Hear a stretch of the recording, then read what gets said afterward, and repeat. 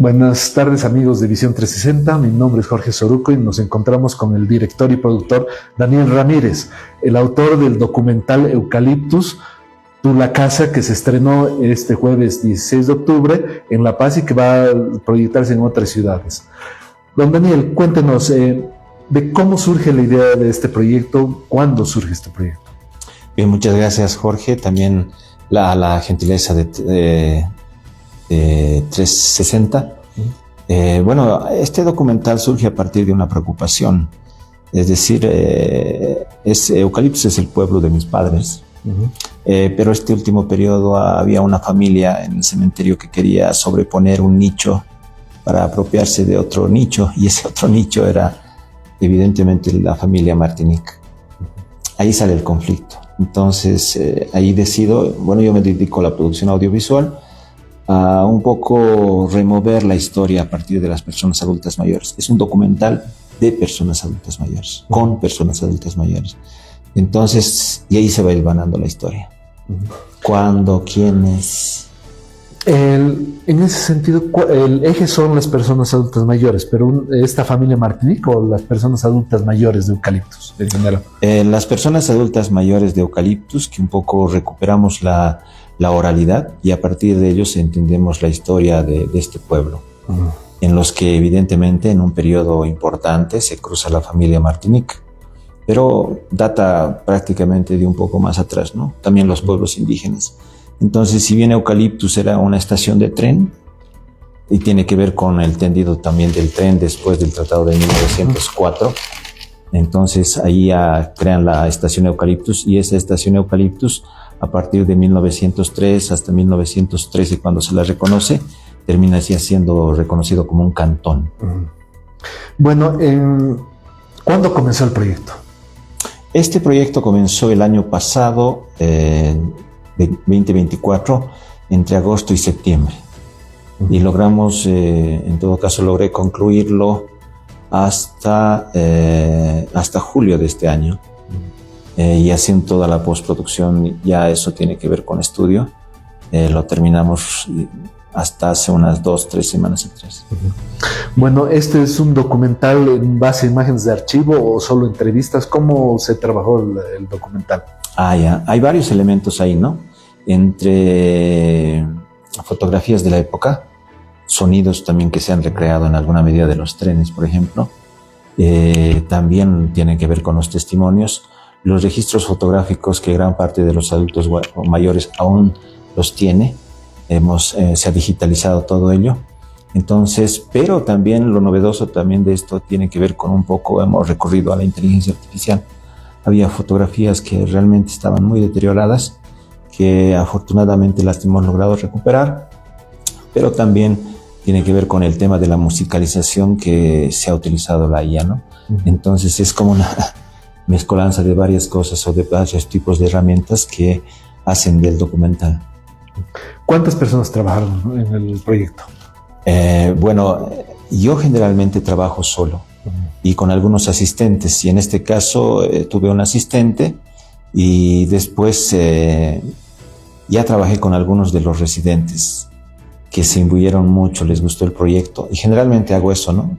En todo caso trato de transmitir también algún tipo de habilidad con ellos.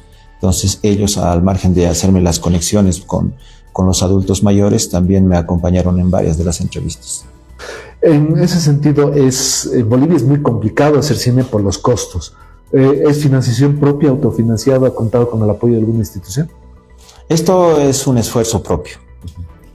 Comenzó como un esfuerzo propio, evidentemente requiere inversión todo esto, pero ya en el último tramo vieron el material, y algunos residentes que están tanto en la Argentina, Brasil y también algunos en Europa, de Eucaliptus, ellos brindaron un apoyo económico para llevar adelante el tema de la postproducción, que tiene que ver, por ejemplo, con la mejora del audio y también con el tema de la corrección de color. Entonces, este es un material, si en algún momento pueden verlo ustedes, de muy buena calidad. Bueno, se estrenó el jueves en el monoblog de la UNSA. ¿Dónde se lo puede ver o cómo se lo va a poder ver posteriormente? Ya, hay un compromiso. El primer periodo vamos a hacer una especie de muestras, si se quiere, o presentaciones en el eje troncal, donde gran parte de los residentes de Eucaliptus están presentes. Entonces estamos delimitando fechas ya, o precisando fechas para ir a Oruro, luego Cochabamba y posteriormente Santa Cruz.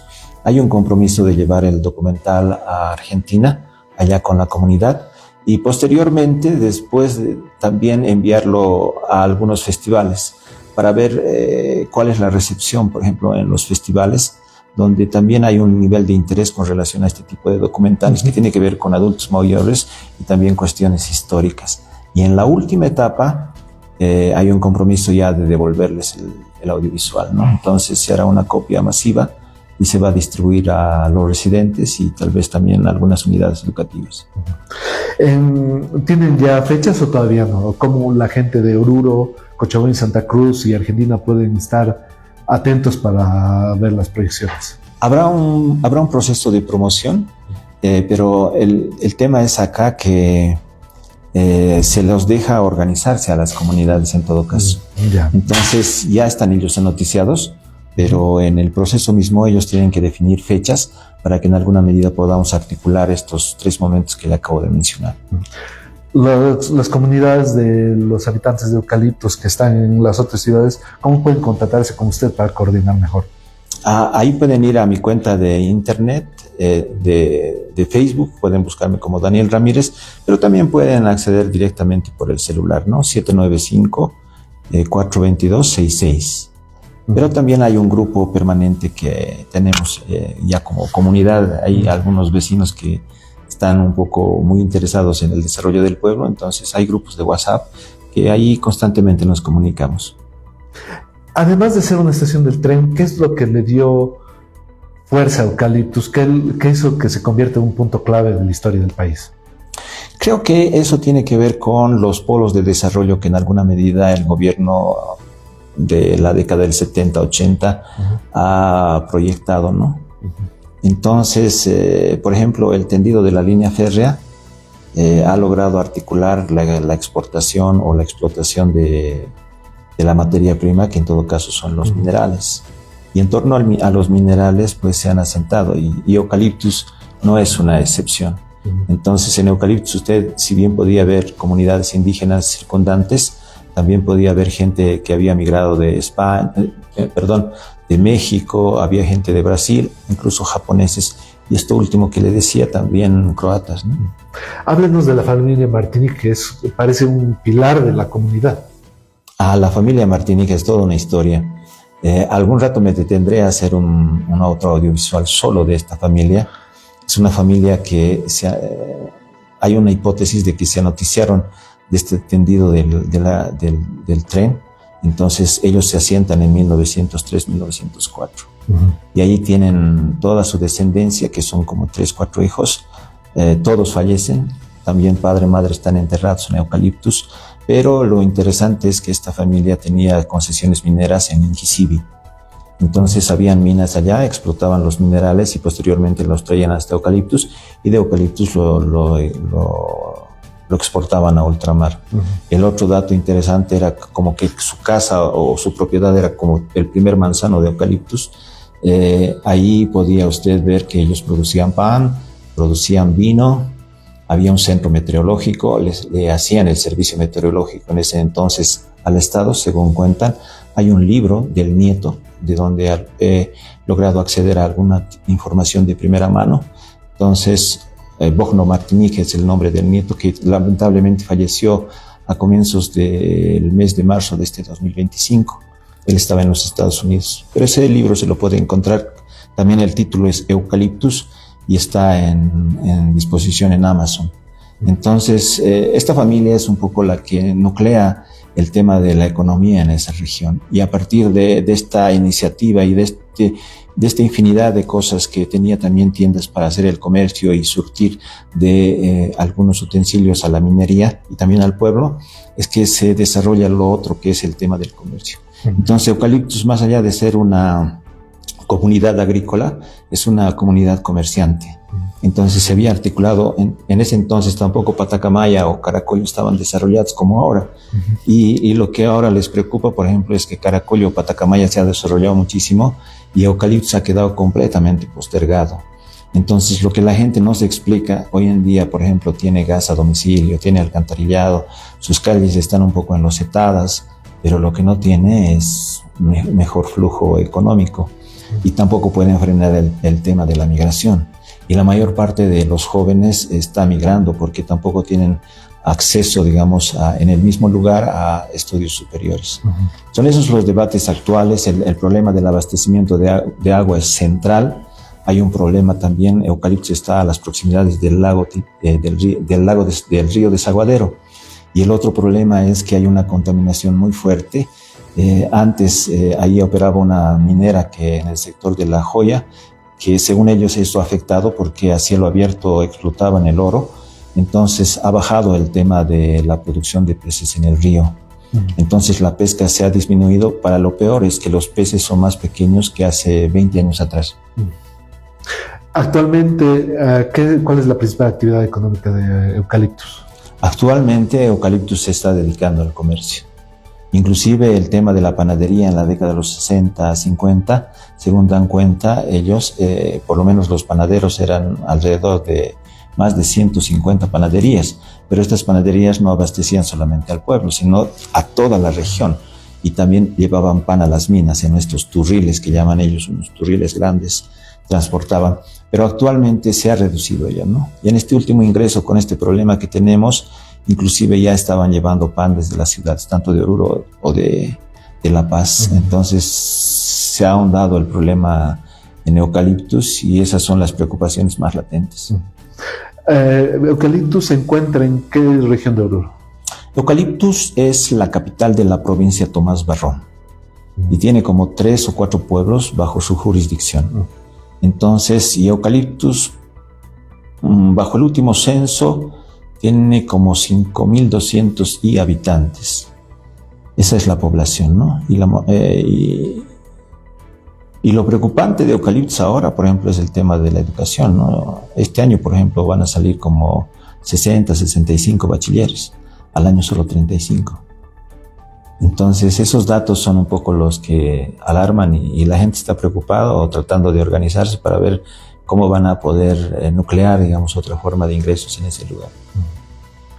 Bueno, volviendo al documental, ¿este es su primer documental o ya tiene otras producciones y dónde se pueden ver? Mis otros materiales pueden verlo en mi canal de YouTube, Daniel Ramírez. Yo trabajo más en la producción audiovisual con una perspectiva de derechos humanos. Entonces he hecho algunos documentales sobre feminicidio, he hecho uno sobre el tema de asilo, que tiene que ver con personas que están asiladas del periodo fujimorista acá en Bolivia, esto con la Defensoría del Pueblo. Recientemente he ganado un premio con Católicas por el Derecho a Decidir en este tema de educación sexual, con un documental que lo he producido, o en todo caso un reportaje que lo he producido en el sector del lago Titicaca. Esta película es bastante larga, 2 horas y más. Sí. ¿Fue a propósito o terminó siendo así de larga por el material que recolectó? Sí, yo creo que es lo último, porque se había pensado en hacer un reportaje o un documental de unos 30, 45 minutos, pero después que se hizo las entrevistas, casi más de 20 entrevistas, pues había mucho material. Entonces, perder esa memoria y no traducirla en un audiovisual, creo que hubiera sido un error, porque al margen de los costos, yo creo que hubiera sido un error. Entonces, ese fue el desafío, y sistematizar fue el problema, ¿no? Teniendo tantas grabaciones, pero al final logró hilvanarse una historia bastante interesante, y entiendo que pues ahora, por lo que anoche he sentido por parte de los vecinos o de los comunarios, pues les ha agradado muchísimo, ¿no? ¿Hay la posibilidad de una nueva producción en La Paz? Sí, he estado viendo con Café Semilla, el padre de San Pedro, que gentilmente me dijo que por favor podríamos ver alguna fecha. Estamos coordinando con él. También hay algunos amigos que estuvieron presentes me dijeron que probablemente podamos también dar alguna, no quisiera adelantar esto, pero tiene que ver con un espacio público estatal, ¿no? Entonces, sí. Perfecto. Bueno, muchas gracias por compartir este momento con nosotros y como ya escucharon, pueden ver sus otros materiales en su canal de YouTube, Daniel Ramírez. Le agradecemos mucho y que tenga muchas buenas noticias prontamente. Con esto nos despedimos. Gracias, amigos de Visión 360. Gracias, Daniel. Muchísimas gracias, 360, Visión 360, agradecido y pues solamente reiterarles que sigan apoyando este tipo de producciones. Yo creo que eso es muy importante y también sigan haciendo el trabajo que realizan, que es bastante ponderable. Muchas gracias. Hasta luego. Muchísimas gracias.